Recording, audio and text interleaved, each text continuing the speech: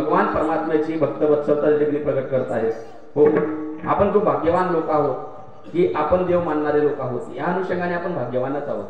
नाही तर या जगतामध्ये काही काही नास्तिक लोक असे झाले देव मान्य करत नाही। आणि सध्या 2021 नंतर भारत देशामध्ये क्रांती झाली। क्रांती 2021 नंतर भारत देशामध्ये खूप मोठ्या अशा प्रकारची क्रांती झाली। सगळ्यात जास्त उपासक बनलेले कुणाचे? महादेवाचे। हो, सगळ्यात जास्त लोक कुणाचे बनले? आता उपासक महादेवाचे बनले। मला इमानदारीने सांगा, 2021 पहिले लोक महादेवाच्या मंदिरात जात होते? नाही। महादेवाच्या मंदिरामध्ये लोक फक्त शिवरात्रीला त्या ठिकाणी जायचे। हो, महादेवाच्या मंदिरामध्ये शिवरात्रीला किंवा हरतालिकेला त्या पूजनाकरता फक्त महिला जायच्या। पण क्रांती झाली 2021 नंतर की सगळे लोक महादेवाच्या मंदिरामध्ये जात आहेत। हो, सगळ्यात जास्त गर्दी आहे कुणाच्या मंदिरात? महादेवाच्या मंदिरामध्ये। महादेव पूर्वी सुद्धा होते बरं, महादेव पूर्वी सुद्धा होते। रंभादिक नाचती उभ्या जोडोनी हात, त्रिशूळ डमरू घेऊन आला कांत काकड्याच्या अभंगामध्ये महादेवांचं त्या ठिकाणी वर्णन आलेलं आहे। असो काही का होईना लोक मंदिरामध्ये जायला लागले। हे हिंदू संप्रदायाकरता, हिंदू समाजाकरता खूप चांगली गोष्ट आहे की लोक मंदिरामध्ये जायला लागली, नाही तर लोक मंदिरामध्ये जात नव्हते। हो, आणि हा सगळा बदल एकाच कथाकाराने केला। सगळा बदल एकाच कथाकाराने केला आणि त्या कथाकारांचं नाव आहे माननीय आदरणीय प्रदीपजी मिश्रा। त्यांनी काही सांगितलं नाही जास्त महादेवाच्या संदर्भामध्ये। त्यांनी फक्त एवढं सांगितलं जे लोकांच्या डोक्यात मात्र पीठ बसलं। त्यांनी एवढं सांगितलं, एक लोटा जल सब समस्या का। सगळे लोक महादेवाच्या मंदिरामध्ये जायला लागले। आता 3 वाजता जरी तुम्ही महादेवाच्या मंदिरात गेले तरी एखादी मावशी सापडते।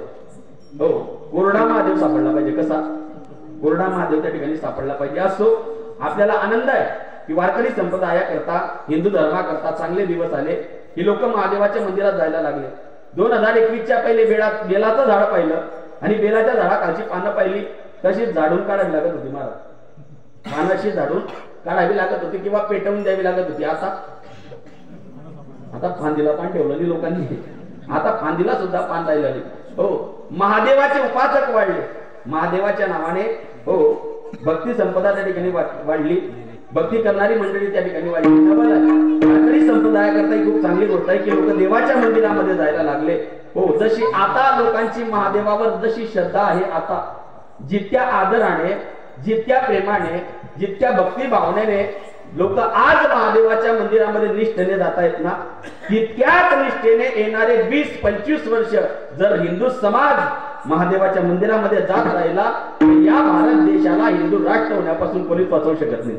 हो, फक्त ही श्रद्धा त्या ठिकाणी टिकली पाहिजे। दुर्भाग्य काय होतं माहिती का की एके ठिकाणी माणसाची श्रद्धा जास्त दिवस टिकत नाही। हो, श्रद्धा टिकली पाहिजे। हो, वारकरी संप्रदायाकरता खूप चांगली। आणि दुसरी घटना मी तुम्हाला सांगेन, तुम्हाला माहित असेल नसेल। हो, नरेंद्र मोदी साहेबांच्या काळामध्ये कोणते निर्णय चांगले झाले, कोणते निर्णय वाईट झाले मला बसायचे नाही, सांगत बसायचं नाही। पण नरेंद्र मोदी साहेबांच्या काळामध्ये एक निर्णय खूप चांगला झाला हिंदू लोकांकरता। हो, मी कोणत्या पक्षाचा कार्यकर्ता नाही, कोणत्या पक्षाचा सदस्य नाही।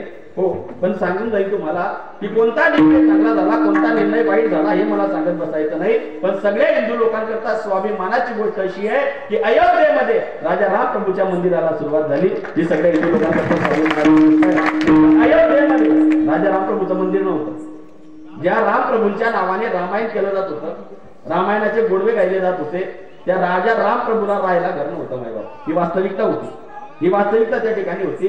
पण आपल्या करता हे खूप चांगले दिवस आले।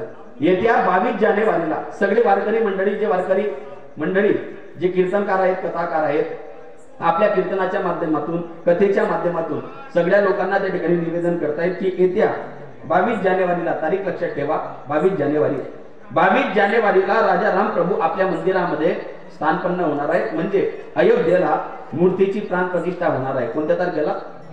22 जानेवारीला।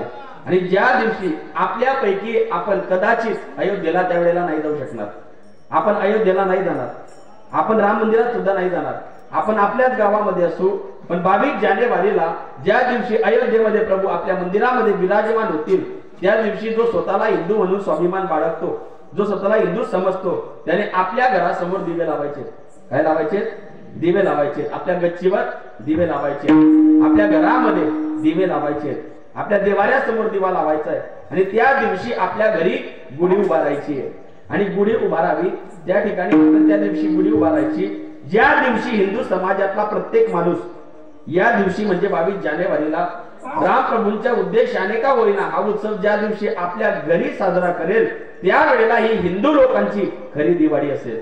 हो, ही खरी दिवाळी केव्हा असेल? जेव्हा प्रभू आपल्या मंदिरामध्ये विराजमान होतील। प्रभू मंदिरामध्ये विराजमान होतील। मुद्दा माझा हा मुद्दा तेवढा पूर्ण करतो। देव आपल्याला मान्य करावा लागतो। मायबाप तुम्ही